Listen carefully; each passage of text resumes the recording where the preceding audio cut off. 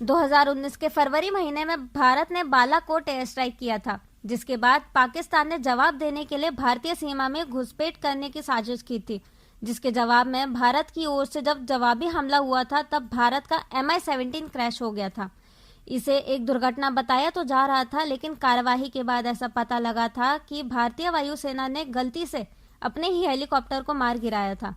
जानकारी से ऐसा भी पता लगा था कि इसके पीछे की वजह सेना के लोगों के बीच में तालमेल की कमी थी।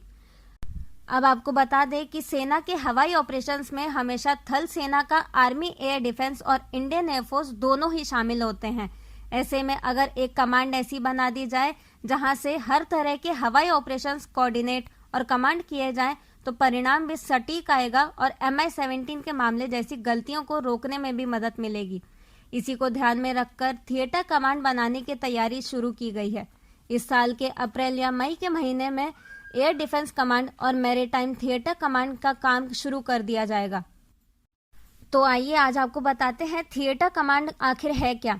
थिएटर कमांड का मकसद सारे सेना के बीच में कोऑर्डिनेशन बैठाने का है। इसके जरिए सेना के सभी अंग एक दूसरे के ऑपरेशन के दौरान एक दूसरे से कांटेक्ट में रहेंगे, एक दूसरे के गतिविधियों को जान सकेंगे। इसके लिए थिएटर कमांड की शुरुआत की जा रही है।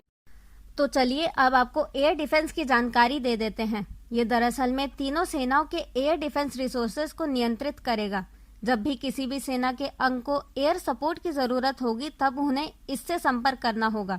इसका कमांडर भारतीय वायुसेना का 3 स्टार अधिकारी होगा और इस एयर डिफेंस को अप्रैल में प्रयागराज में स्थापित किया जाएगा।